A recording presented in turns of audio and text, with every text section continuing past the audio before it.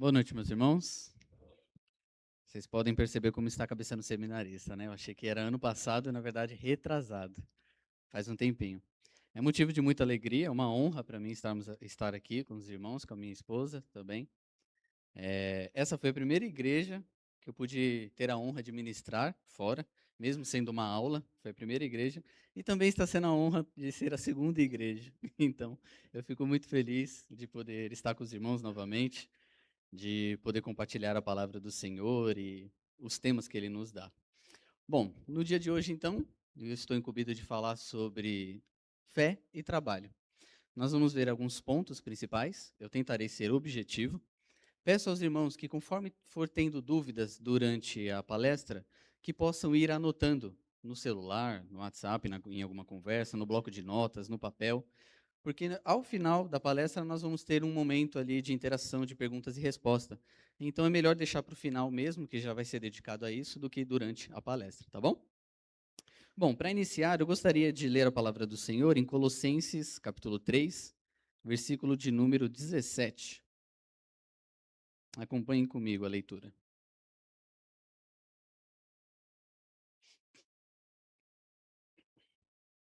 Colossenses 3, verso 17, como versículo de abertura. Diz a palavra do Senhor: E tudo quanto fizerdes, seja em palavra, seja em ação, fazei-o em nome do Senhor Jesus, dando por ele graças a Deus Pai. Eu gostaria também de trazer uma frase do reverendo Timothy Keller, que diz o seguinte: o trabalho é um instrumento vital da providência de Deus. É com o trabalho que Deus sustenta o mundo. Como introdução, eu gostaria de trabalhar com os irmãos o aspecto de como que a Bíblia enxerga o trabalho. Acredito que em nossa memória, em nossa mente, já estejamos um pouco mais familiarizados com o que o Novo Testamento tem a dizer sobre isso. O apóstolo trabalha esse tema em suas cartas. Então vamos dar uma pequena passagem no Antigo Testamento. Como que o Antigo Testamento trabalha com o aspecto de trabalho? Eu começo trazendo a raiz da palavra. O termo hebraico utilizado para trabalho, ele refere-se tanto a projetos específicos, que dizem a respeito da rotina, quanto a atividades comerciais de qualquer natureza. E abrange não só o trabalho de um servo, mas também aquilo que um rei o faz, os trabalhos das mãos do rei.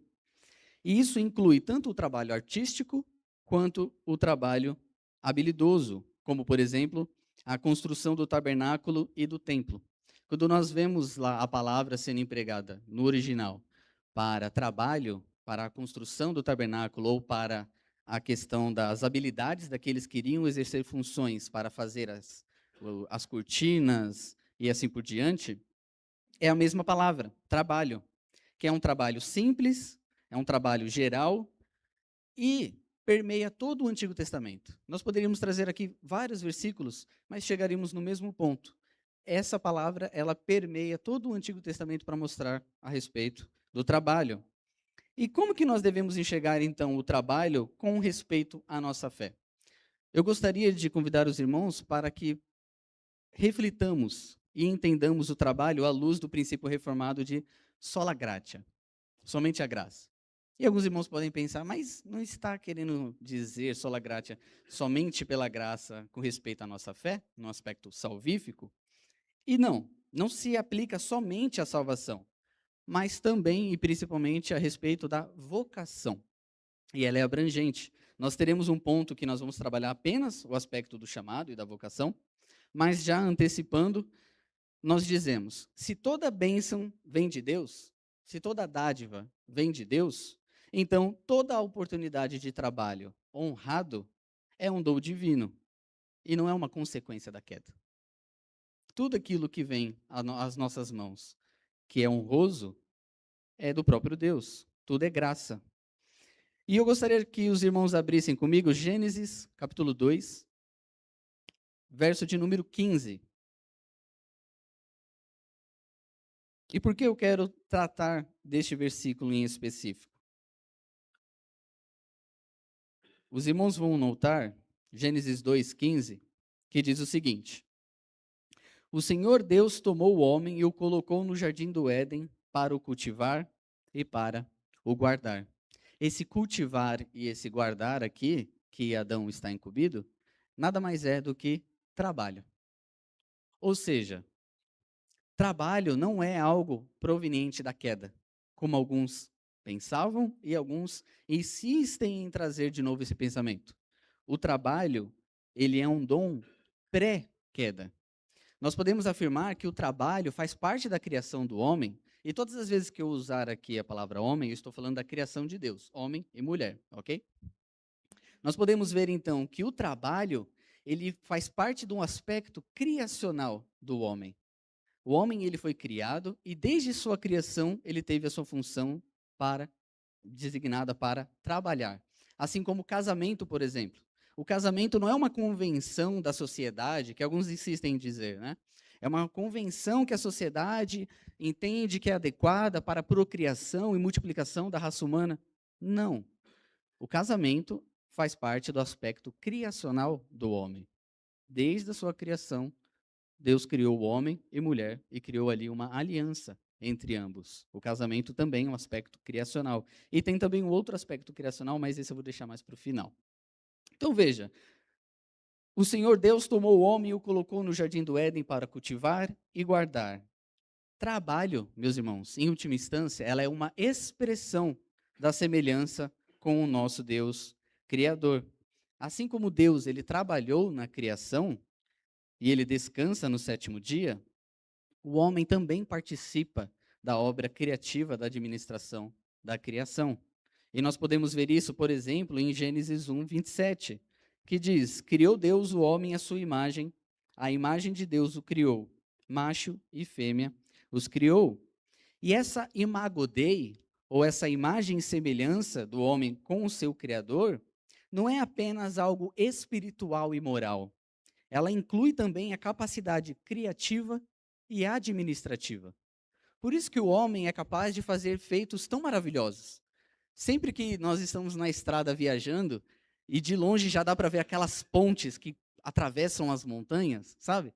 Eu fico olhando, claro que não pode olhar muito, né? Porque tem que prestar atenção na estrada. Mas eu fico olhando assim e falo, uau, como o homem é capaz de fazer também as obras? Ou então quando você está olhando os céus e você vê um avião cortando os céus. E você fala o homem dominando a criação. Então, tudo isso faz parte da imago Dei, da imagem e semelhança do Senhor. Essa criatividade, essa dominância, esse trabalho.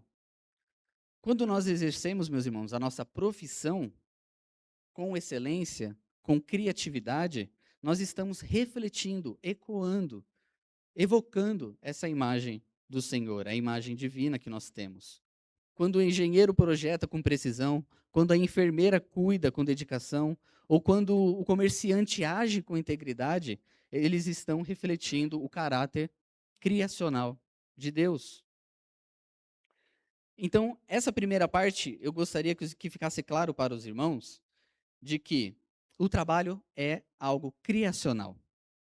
E com isso, eu entro no segundo ponto, que é a rejeição que nós devemos ter da divisão entre sagrado e secular. Se o trabalho existe desde a criação, se o homem foi criado para trabalhar, e tudo está perante Deus, e Deus colocou tudo sobre os pés do homem, como diz diversos textos, ou como diz também o salmista, quando ele fala, colocaste diante de seus pés tudo, ovelhas e bois, aves, peixes do mar, as sendas do mares. É um erro grotesco quando nós fazemos a divisão entre sagrado e secular. Veja, isso aqui tem a ver com o mundo, tem a ver com as coisas seculares que não competem a Deus, e isso aqui tem a ver com as coisas relacionadas com Deus, as coisas espirituais, e assim eu honro ao Senhor com isso. Vamos ver mais um pouquinho. Antes da Reforma Protestante, predominava uma visão de que apenas a ocupação religiosa, ou seja, clérigos, monges, apenas essas profissões elas eram tidas como sagradas, enquanto que os demais trabalhos eram considerados como secular ou de uma espécie de segunda ordem. Mas se engana quem pensa que isso foi um pensamento vindo da Igreja Católica Apostólica Romana. Ela fixou isso na mente perpetuou por vários séculos, mas ela não foi a originária desse pensamento. Por exemplo, nós vemos esse tipo de divisão sendo remontado lá no Talmud, com os judeus. Lembro-me de uma oração que eu li, e eu acabei não trazendo aqui, mas uma oração de um fariseu que disse o seguinte, na oração ele dizia o seguinte: Senhor Deus, eu sou grato pelo serviço que empenho ao Senhor. Obrigado porque eu me canso com a tua lei, enquanto os homens se cansam com outras coisas seculares. Enquanto eu me canso e me afadigo com a tua palavra, os outros se cansam e se afadigam com coisas supérfluas. E ele vai decorrendo toda a sua oração, como se fosse lá a do publicano, que fala, ainda bem que eu não sou como esse samaritano aqui, ó, de ordem inferior. Basicamente ele faz a mesma coisa, ele coloca o serviço direto a Deus, o seu cargo religioso, acima das demais funções.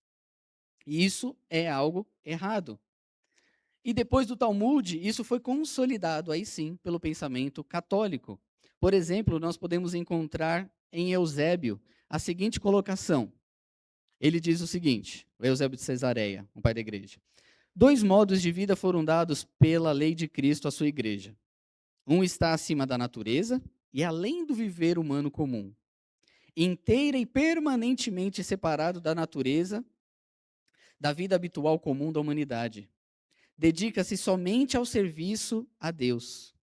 Tal é, então, a forma perfeita da vida cristã. E outro, mais humilde, mais humano, permite aos homens ter mentalidade para a lavoura, para o comércio e outros interesses mais seculares do que a religião. E um tipo de grau secundário de piedade é atribuído a eles. Percebe aqui a clara distinção? E por mais que Martinho Lutero, João Calvino, os puritanos romperam com esse tipo de pensamento, quando nós olhamos o meio evangélico, parece que é quase o pensamento comum, não é? Isso se deve muito, quando nós fazemos uma análise um pouco mais apurada, graças a um movimento carismático. Os carismáticos, eles trouxeram um pouco mais isso à tona, da divisão entre as coisas que são relacionadas diretamente a Deus, elas são maiores e mais desejáveis, enquanto que os outros trabalhos parece que é um impeditivo de eu não passar o dia inteiro na igreja, em oração e assim por diante. William Tyndale, ele exemplifica bem a rejeição que nós devemos ter a esse tipo de pensamento quando ele disse o seguinte: há uma diferença entre lavar louças e pregar a palavra de Deus. Mas, no tocante a agradar a Deus, nenhuma em absoluto. Ambas, se feitas com a intenção correta, com o empenho correto e com a inteireza de coração, glorificam o nome do Senhor. O pregar não se coloca em um nível espiritual de superioridade ao lavar louça, ao varrer uma casa, ao trabalho de um comerciante, e assim sucessivamente. Quando nós entendemos, então, o pensamento reformado que rompe com essa divisão, nós entendemos que existem implicações de santificação na área comum do nosso dia a dia. Por exemplo, nós percebemos que todas as funções possuem um valor intrínseco. Toda a tarefa dota-se de um valor espiritual e torna-se uma arena para que possamos glorificar a Deus. A fé cristã, ela espiritualiza as ações simples, como dito, a questão do lavar uma louça, o cuidado doméstico, o comércio. E o objetivo dos reformadores, e o nosso, é de servir a Deus por intermédio do trabalho, e não apenas durante o trabalho. Então, a nossa visão não é uma visão utilitária, uma visão de que eu faço aqui o trabalho, tem algum grau de valor nele, mas o que importa mesmo é o resultado, é aquilo que na frente vou poder trazer ao Senhor. Isso vai ficar um pouco mais claro. Eu gostaria de fazer algumas análises do texto base que nós lemos, de Colossenses 3. Se os irmãos fecharam, voltem lá rapidamente. Nós vamos acompanhar os versos 17, 23 e 24, para ver o que o apóstolo tem a dizer a respeito do trabalho. O que nós podemos aprender nesses versos em específico a respeito do trabalho. Colossenses 3, 17 diz: E tudo quanto fizerdes, seja em palavra, seja em ação, fazei-o em nome do Senhor Jesus, dando por ele graças a Deus Pai. Verso 23. Tudo quanto fizerdes, fazei-o de todo o coração, como para o Senhor e não para homens, cientes de que recebereis do Senhor a recompensa da herança. A Cristo, o Senhor, é que fazeis. Vamos ver algumas partes aqui do nosso versículo. Tudo quanto fizerdes. Percebe que Paulo ele não está colocando aqui uma divisão. Ele não está fazendo uma exceção. Ele não diz, vejam, tudo que for espiritual, é isso que o apóstolo fala? Não é isso que ele diz. Tudo que for eclesiástico, tudo que tiver relação com a igreja, não. Ele diz, tudo quanto fizerdes. Paulo está incluindo todas as ações do nosso cotidiano. Todas as nossas atividades. Inclusive o trabalho. Mais adiante, de todo o coração.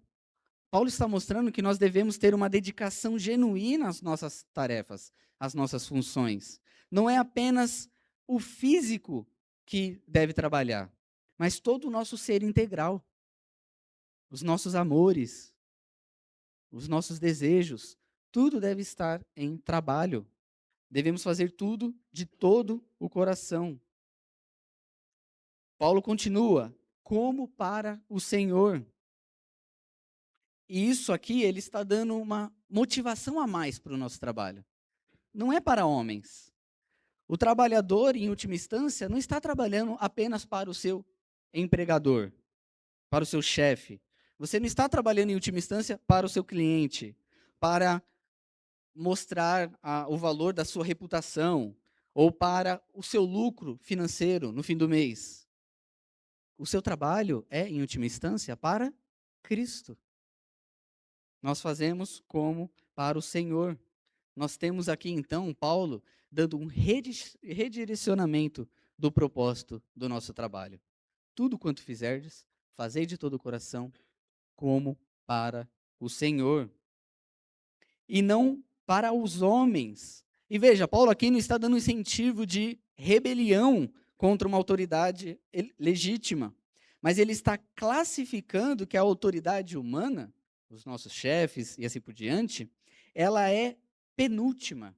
A autoridade deles é penúltima e não última. O cristão está respondendo àqueles em autoridades, mas, fundamentalmente, a Cristo. Por dever de consciência, nós nos submetemos e então responderemos diretamente a Cristo, que é o Senhor sobre todos. E por fim, Paulo diz, sabendo que do Senhor recebereis a recompensa. Paulo está, parece que nos mostrando, dando um antegozo daquilo que vamos receber na vida do porvir. Paulo coloca aqui uma realidade escatológica. Sabendo que do Senhor recebereis a recompensa. Não somente no aqui e no agora, mas também lá na vida futura.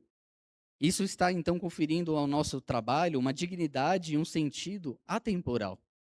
Tudo quando colocarmos as nossas mãos, nós fazemos para o eterno e então terá implicações eternas também. Com isso, eu acredito que fica claro que o cristão não deve viver uma vida dual. Você não é cristão aos domingos, de segunda a sexta você é apenas um empregado, ou um chefe, ou um vendedor, ou um comerciante, ou uma enfermeira. E aí, ao fim de semana, aí você volta ao normal. Ao sábado, se tem atividade, você volta à vida cristã. Porque você é cristão, você trabalha de modo digno. E como o trabalho faz parte do aspecto criacional do homem, nós podemos ver ímpios desempenhando muito bem as suas funções. E não é estranho. Não devemos nos estranhar quando nós vemos ímpios trabalhando de forma dedicada, empenhada. Nós podemos questionar alguns outros aspectos que podem surgir naturalmente. Mas todos os homens têm isso no coração. E um pilar central do pensamento reformado, e posteriormente também do pensamento puritano, é que Deus ele chama cada indivíduo há uma vocação específica. E seguir esse chamado é uma forma de obediência direta a Deus. E os puritanos trabalharam muito bem esses aspectos, como, por exemplo, ver o trabalho com o princípio de mordomia. O trabalho é visto, e era visto, e deve ser visto, como um mordomo que serve a Deus em sua província designada. Nós recebemos os nossos trabalhos e as nossas funções diretamente das mãos do Senhor. E com isso é como se estivéssemos em uma província que pertence a Ele. E então nós desempenhamos da melhor forma os nossos trabalhos, os nossos afazeres, porque o Senhor nos designou a isso. Como que deve ser feita então a escolha da nossa vocação?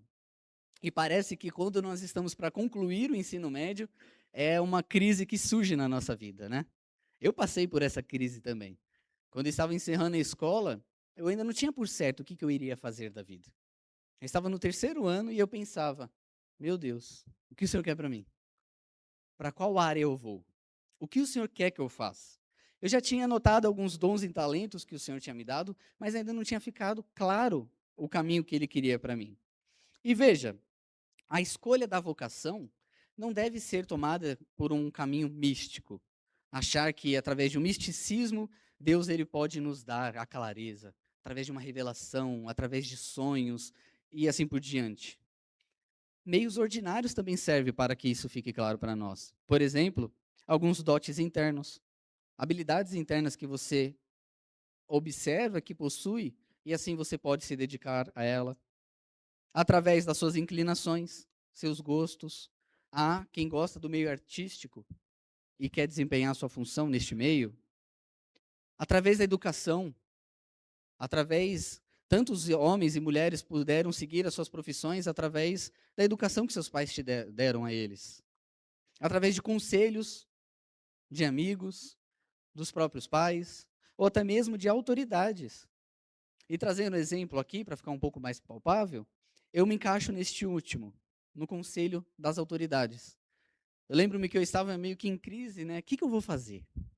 Eu tenho que pensar, porque estou aí para os meus 18 anos e tenho que, senão eu vou ficar para trás.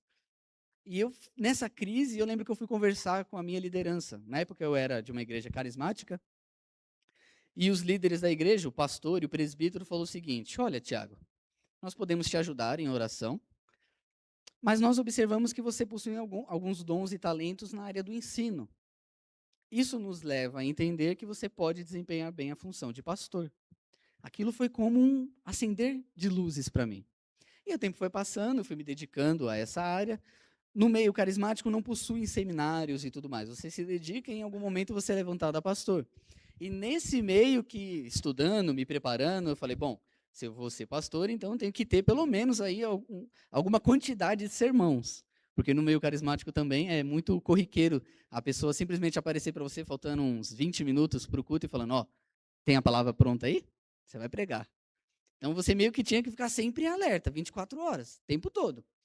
E aí no meio desses estudos, Deus ele foi misericordioso comigo, me deu a conhecer a fé reformada, os 5 pontos e assim por diante. E aí depois de alguns meses eu entendi que não tinha como eu continuar naquela igreja e aí fui direcionado então para a igreja presbiteriana do Brasil pela graça de Deus. Mas percebam que não foi nenhum evento assim. Uau! Foi através dos conselhos dos líderes que Deus acendeu esse desejo, e aí então eu pude entender qual era o chamado e qual era a vocação de Deus para a minha vida. E com isso, nós temos um princípio também que os puritanos chamavam de lealdade ao chamado.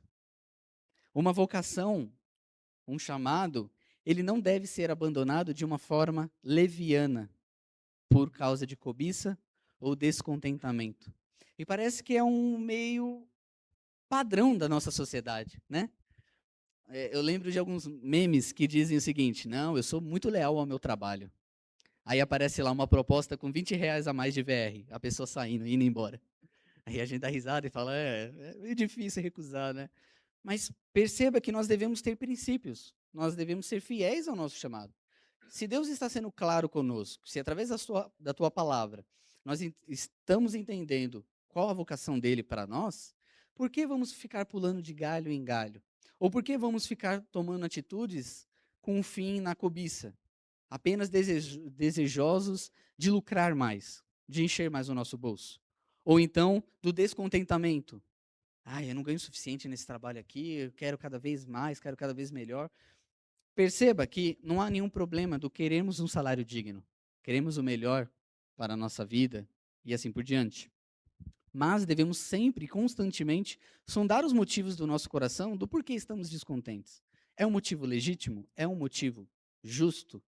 E assim, então, nós podemos tomar as decisões corretas. Às vezes, tem homens que tomam decisões de trocar o trabalho por outro que vai receber mais, e no fim acaba negligenciando seus deveres de marido, de pai. Esse trabalho glorifica a Deus? Se está tirando cada vez mais o tempo desse homem com a sua família? Ou então o homem que acaba não vindo mais aos cultos ao domingo, porque ele precisa trabalhar, ele precisa de dinheiro, ele precisa pagar as contas. No fim, esse trabalho está glorificando a Deus? Impedindo o crescimento dele espiritualmente e de cumprir os seus deveres espirituais? Devemos colocar isso diante de nosso coração e ver e sondá-lo para que vejamos se de fato temos motivos piedosos. Alguns textos para nos nortear um pouco mais.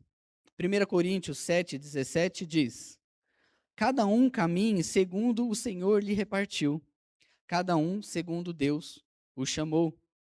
Ainda em 1 Coríntios 7, verso 20: Cada um fique na vocação em que foi chamado. E um puritano disse a seguinte frase: O grande governador do mundo determinou para todo homem seu próprio posto e província. Meus irmãos, quando nós falamos de vocação, nós não estamos falando aqui de algo que você começa e você morre nela. Nós podemos ter no caminhar da nossa vida algum redirecionamento vocacional. Um exemplo bíblico, prático e claro, Davi. Davi não nasceu rei. Ele não nasceu numa família real. Nem tinha rei ainda quando Davi nasceu, provavelmente. Davi era o quê? Pastor. Pastor de ovelhas. Significa que Davi ele não estava cumprindo a sua vocação? Porque Deus tinha para ele o chamado para ser rei da nação? Não.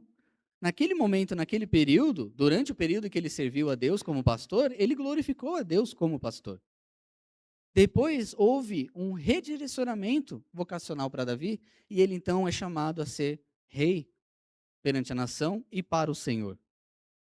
E agora, não significa que Davi está num grau espiritual maior e mais elevado. Significa que agora ele exerce outra vocação, chamado direto do Senhor, sob a piedade do Senhor, cumprindo o seu propósito. Perceba então como não é o trabalho que dignifica o homem, não é o trabalho que classifica a sua posição espiritual. Davi parece que não era tão espiritual aqui. Agora, como rei, ele é espiritual, ele está em outro patamar. Não. Ele continua fiel espiritualmente, continua estável espiritualmente. Mas agora ele está cumprindo um outro papel vocacional. Posso trazer o meu exemplo. Atualmente, mesmo sendo seminarista, eu trabalho em uma editora. E é a minha vocação atualmente que eu exerço para o Senhor e glorifico o Senhor. Através da venda de livros, através de espalhar a literatura. Mas está claro que daqui a pouco haverá uma mudança, uma troca na vocação. Então não fique em crise se neste momento você está exercendo uma profissão e você está em dúvida se vai continuar nela. Se você está em dúvida se você vai ficar até o fim da sua vida nela. Ore ao Senhor, busque seus princípios, busque entender quais são os seus dons e talentos. E se houver esse redirecionamento, que assim seja, sem culpa e sem pesar. Ok? E nós temos ainda algumas orientações práticas de motivações e recompensas do trabalho que nós também podemos aprender com nossos irmãos puritanos. Por exemplo, para os puritanos, as recompensas do trabalho são primariamente morais e espirituais, que visam o bem-estar público e a glória de Deus, e não o acúmulo egoísta de riquezas. Parece que falar isso é falar outro idioma na nossa sociedade, não é? vai falar isso, que você deve desempenhar a sua função para o bem público ou para a glória de Deus, e não somente pensando no salário. Parece que você vai estar vindo de um outro mundo. Mas veja, os puritanos nos deram alguns critérios que nós podemos entender para a escolha de um exercício, para a escolha de um ofício e o exercício deste ofício. Ele nos dá pelo menos três. Primeiro, a utilidade social. O trabalho ele deve beneficiar a sociedade. Por isso, o interesse próprio ele é minimizado em favor do bem comum. Você quer perceber como a sociedade abandonou isso de largo? Quando você vê alguém fazendo concurso público e você pergunta para aquela pessoa, por que você está fazendo concurso público? Qual que é a resposta? Eu ouvi, estabilidade financeira. Ué, mas eu pensei que o serviço público era justamente para você exercer seus dons e talentos de uma forma pública, servir a sociedade diretamente, seja como um escrivão, ou seja, nos correios, não importa o cargo. Manifestar os seus dons e talentos e servir ao próximo de forma mais direta. Mas não é isso que nós vemos. É sempre o interesse próprio. É a questão da estabilidade financeira. É porque aí eu não vou ser demitido. Aí eu posso desempenhar minha função como eu bem entender. E é como nós vemos, tristemente, no nosso país, através de todas as estatais. Então, quando nós formos escolher o nosso trabalho e exercer o nosso ofício, nós devemos pensar também na utilidade pública, na utilidade social. Quais os benefícios que eu trarei para a sociedade com o meu trabalho? Em segundo lugar, e não menos importante, não está classificado por ordem de importância, mas é o serviço a Deus. O fim principal do meu trabalho é obedecer ao Criador. Isso nos ajuda a rejeitar alguns trabalhos. Tem trabalhos que não são lícitos ao cristão. E como que nós vamos saber isso? Esse trabalho glorifica ao Senhor? As atividades que você exerce no seu trabalho glorificam ao Senhor? Ou você meio que tem que fazer escondido dos irmãos da igreja para não escandalizar os irmãos? Tudo isso deve ser levado em conta. E por fim, a ajuda aos necessitados. As riquezas, quando ocorrem, elas devem servir também para aliviar os irmãos e promover boas obras. Também parece que é uma outra linguagem que o mundo não está acostumado, não é mesmo? Nós vemos alguns ricos que não são cristãos sustentando casas de tratamento do câncer, eh, enfim, diversos serviços sociais. E, de alguma forma, eles contribuem com a sua riqueza para esses serviços, para o bem ao próximo. Mas nunca no coração deles parece que é algo ligado ao Senhor. Eles não são cristãos, isso é meio que óbvio, né? O fim deles é meio que se justificar. Bom, não importa o que eu faça de ilícito, seja na minha vida privada ou seja no meu serviço, o que importa é que eu contribuo, então eu estou kit. A maioria deles acaba sendo católicos, e aí a gente entende um pouco essa relação de obras que eles precisam ter para ter a mente e a consciência tranquila. William Perkins, novamente, diz o seguinte: a verdadeira finalidade de nossas vidas é prestar serviço a Deus no serviço ao homem. Isso deve ser levado em conta, meus irmãos. Devemos tirar esse egocentrismo da sociedade, característica da nossa sociedade, dos nossos trabalhos. Nós não trabalhamos como um fim para nós mesmos apenas. Nós devemos contribuir com o necessitado. Nós devemos glorificar ao Criador. Nós devemos ver também a utilidade social dos nossos serviços, na manutenção dos nossos dons e talentos. Por fim, eu gostaria de dar uma palavra aqui a respeito da ética da moderação. Até aqui, a nossa linha foi muito clara. Nós entendemos o trabalho como um aspecto criacional, ou seja, o trabalho é intrínseco ao homem, o homem precisa trabalhar, criacionalmente falando, não tem como não conciliar isso ao homem, dividir isso do homem.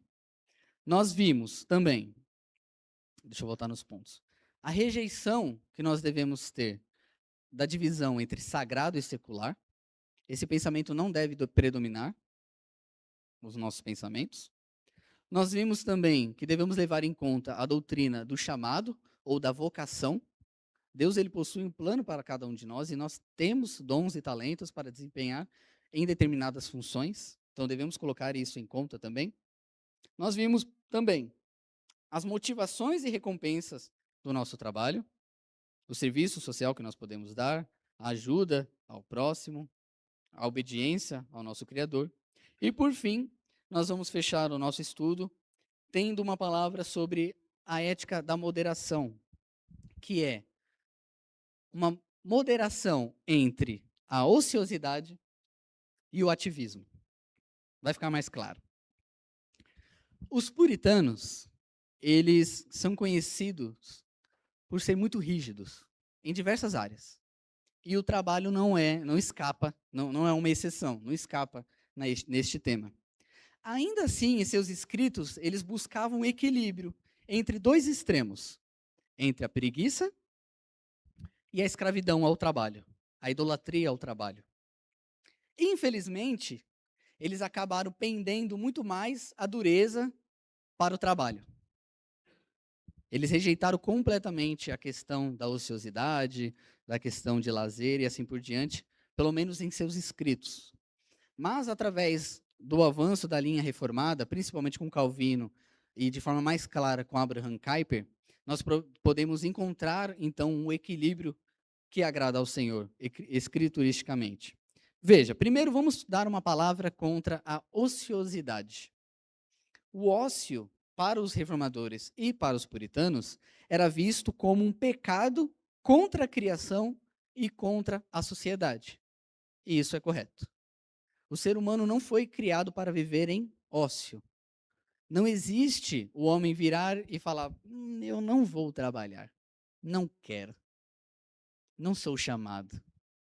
Eu acho que eu não possuo nenhum dom, talento, eu vou ficar só indo para a igreja, sossegado, vou curtir minha vida. Isso não existe. É um pecado contra a criação e contra a sociedade. Como nós vimos, o trabalho, ele tem uma dimensão criacional. O homem foi criado para trabalhar também, mesmo no estado de inocência. Adão trabalhava no Éden e não existia pecado.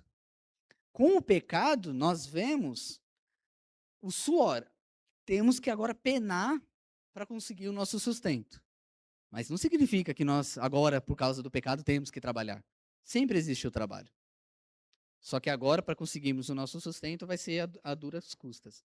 Vai ser com meio de sofrência e assim por diante. Mas também nós temos uma palavra contra o excesso do trabalho. E esse parece que no meio cristão reformado é o mais comum de encontrar. Para os reformados fica claro que a ociosidade é um pecado, a preguiça é um pecado. Mas parece que às vezes nós não temos tanto vislumbre com a questão do excesso do trabalho. E veja, a nossa diligência em querer trabalhar mais e melhor não deve ser uma justificativa para com os interesses da nossa alma serem negligenciados. Quando nós vemos a rejeição ao acúmulo, por exemplo, diversas vezes os puritanos e os reformadores reprovavam a prática de acumular vários chamados ou várias funções, ou como nós conhecemos, os vários picos para aumentar a nossa riqueza. Eles falavam várias vezes contra isso. Porque, naturalmente, quando você preenche todo o seu dia, sua semana com o trabalho, outros deveres são negligenciados. A sua família é negligenciada, seus deveres espirituais são negligenciados. E com uma falsa justificativa de, veja, eu estou trabalhando, eu estou cumprindo a ordem de Deus. Deus não quer que eu trabalhe, então eu vou trabalhar 24 horas. Não, nós devemos ser moderados. O próprio Jesus, em Mateus, disse que basta cada dia o seu próprio mal.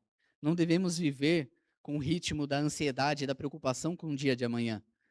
Não foi o próprio Jesus que nos ensinou que, olha as aves dos céus, olha o trigo, olha como eles se vestem. Nem Salomão, em toda a sua glória, pôde se vestir como eles. E eles são cortados e lançados ao fogo. As aves não plantam, não semeiam, não colhem, e ainda assim elas recebem de comer. Por que você está preocupado com o que você vai vestir? Por que você está preocupado com o que você vai comer? Não é Deus quem providencia tudo isso? E com isso, é onde eu quero chegar. Agora chega o ponto culminante a respeito do descanso. E o descanso, por mais estranho que possa parecer a alguns, também é algo criacional. O casamento, a família é algo criacional. O trabalho faz parte também da criação.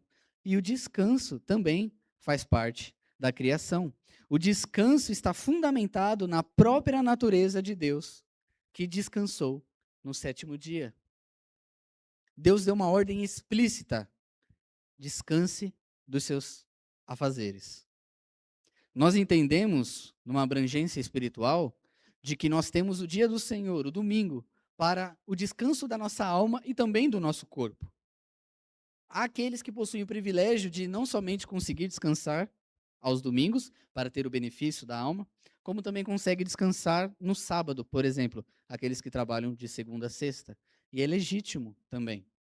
Até porque é recomendado e orientado que o domingo fique como algo exclusivamente as coisas ligadas ao nosso espiritual, ao Senhor. Os nossos afazeres, as nossas visitas, tudo deve ser relacionado de uma forma espiritual. Devemos estar ali separados para o Senhor neste dia, como congregação do Senhor, não somente no culto, mas também naquilo que vamos fazer pós-culto. Percebem a diferença? É um dia que nós tiramos, como os puritanos chamavam, de feira para a alma. Nós nos alimentamos espiritualmente, nós nos banqueteamos, nós servimos ao próximo, fazemos obras de caridade aos nossos irmãos. Mas é um dia mais espiritual, separado para as coisas espirituais. Mas também devemos ter um dia separado para o lazer do nosso corpo. E quando eu falo lazer, estou falando lazer mesmo, eu não estou colocando um sentido dúbio aqui. É o lazer. É você sair para a recreação. Pare de pensar um pouco no seu trabalho, nas preocupações que você deixou no seu escritório. Vá para um parque. Se você é solteiro, vai lá, faz alguma atividade física. Ou então vai ler um livro. Apenas leia literatura, com uma leitura de deleite, de prazer. Ou então jogue um pouco de videogame, para aqueles que gostam. Há aqueles que classificam como um pecado, né? Até o lazer, por alguns, é classificado como um fim utilitário. Veja, o seu lazer deve estar intrinsecamente ligado ao trabalho, a ponto de você descansa para poder trabalhar melhor. Em certo aspecto, isso é verdade. Você descansa o seu corpo e você consegue trabalhar melhor. Isso é um aspecto criacional. Não foi o próprio Deus que falou: trabalhe 6 dias e descanse um?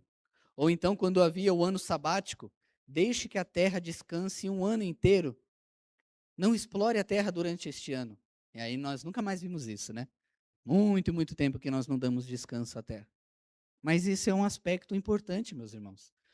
Nós descansamos para trabalhar melhor, sim, mas nós também descansamos porque é um mandato e glorifica ao Senhor. Nós temos que parar de ver como um fim utilitário tudo. Ah, veja, eu vou descansar lendo porque isso vai me enriquecer intelectualmente, eu vou poder me destacar melhor no meu trabalho. Ou então eu vou fazer uma recreação de atividade física e com isso eu vou ter ganho. Às vezes, recreie-se apenas. Tenha um momento de lazer. Desprenda-se.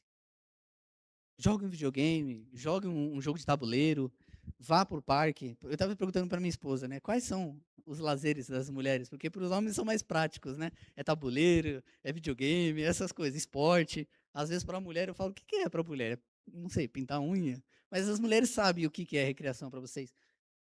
Tirem esse tempo para vocês. É importante também. Por que que nós não devemos ter apenas uma visão utilitária da vida? Deus não nos deu isso. Deus não nos deu os alimentos para que possamos comer apenas para não morrer, senão a gente fica fraco e morre. Deus nos deu as nossas papilas gustativas. Nós podemos experimentar os sabores. Nós podemos nos deleitar nos alimentos. Deus nos deu a respiração, mas não somente para sobreviver também e nos manter vivos. Nós temos o olfato, que podemos distinguir os perfumes, o cheiro das flores. Deus nos deu a visão e não nos deu uma criação preto no branco. A criação é assim, é preto no branco e pronto. Funciona, é o que importa para você. Deus é extremamente criativo. Já parou para notar? Quando você olha os pássaros, uma variedade de pássaros e uma variedade de cores. E parece que quando você senta para assistir lá o Discovery Channel e vê os animais, parece um animal mais diferente que o outro. Você fala, nunca vi um sapo dessa cor. Recentemente eu vi um sapo misturado lá com laranja e azul. Eu nunca vi um bicho dessa cor. Eu achava que sapo era cinza com verde e pronto. E é a coisa mais linda. Então o próprio Deus nos deu esses sentidos e uma variedade de questões para que possamos desfrutá-las. E aí, com o descanso, nós queremos colocar um fim utilitário. Descanse também para benefício do seu corpo, para benefício da sua mente, para benefício da sua família. Gaste tempo brincando com seu filho, aos pais, sem ter um fim utilitário. Sente com eles lá e mostra lá que através, sei lá, dos legos, das pecinhas, aquilo vira uma pirâmide. E pronto. Um momento de recreação que vai alegrar o coração do seu filho, vai unir os laços familiares. E assim por diante. O lazer, meus irmãos, em última instância, ela é uma declaração. Eu gosto dessa reflexão, porque ela é uma declaração de que nós não somos deuses. Quando nós paramos para descansar, para brincar, para contemplar, nós estamos reconhecendo que o mundo não depende do nosso trabalho, desse nosso trabalho frenético, que às vezes a gente acha que se não parar as coisas não vão andar e o mundo está perdido. O mundo depende única e exclusivamente da providência divina. E nós devemos parar de agir como os pagãos, achando que tudo está sob os nossos controles, nosso trabalho, nossa saúde, e vai ser ditada a nossa vida conforme os nossos ritmos. Tudo depende, meus irmãos, da maravilhosa e gloriosa providência do Senhor, que cuida dos seus filhos. Que mesmo quando parece que nós não vamos conseguir ter o pão de amanhã, Ele providencia. Que mesmo quando o vigia está lá atento com a casa, se o Senhor não cuidar da casa, como diz o salmista, o vigia está cuidando em vão. Então saibamos, meus irmãos, e reconheçamos de que o nosso Deus está no controle de todas as coisas. O mundo não foi dado partida por ele e está seguindo o seu próprio ritmo. Ele criou e ele sustenta a sua criação. Glorioso, bendito e excelso é o nome do nosso Senhor, que ecoa em toda a criação. E que chamado maravilhoso nós podemos exercer quando nós entendemos que nós fazemos parte dessa providência e que nós fazemos parte de um escopo maior e nós glorificamos ao Senhor, mesmo com as nossas funções que parecem tão pequeninas. O cuidar de um enfermo, o monitorar uma câmera para cuidar da segurança de um prédio, o trabalhar honesto vendendo um produto. Quão maravilhoso, meus irmãos, e quão belo é quando os irmãos, quando nós entendemos que o Senhor é glorificado nos nossos trabalhos. Eu encerro com a ilustração que o próprio, ilustração não, com algo verídico, né, de que o nosso irmão Martinho Lutero enfrentou na época. Um sapateiro chegou a ele, acredito que alguns irmãos já conhecem essa história, mas um sapateiro chegou a ele e falou e perguntou para ele: "Irmão Lutero, como eu posso glorificar a Deus?" E no seu coração aquele irmão esperava ele falar: "Olha, abandona tudo e vai pro monastério. Abandone tudo. Vá servir ao Senhor." Lutero olhou para ele e falou: "Qual é a sua profissão?" Ele falou: "Sou sapateiro." Ele falou: "Então vai lá, faça o melhor trabalho, faça o melhor sapato, venda-o no preço justo, e assim você vai estar glorificando o Senhor." Assim nós glorificamos ao nosso Senhor, trabalhando com diligência, com todo o nosso coração, sabendo que em última instância nós trabalhamos não para homens, mas para o Senhor. Que o Senhor nos abençoe e que tenha misericórdia de nós. Amém?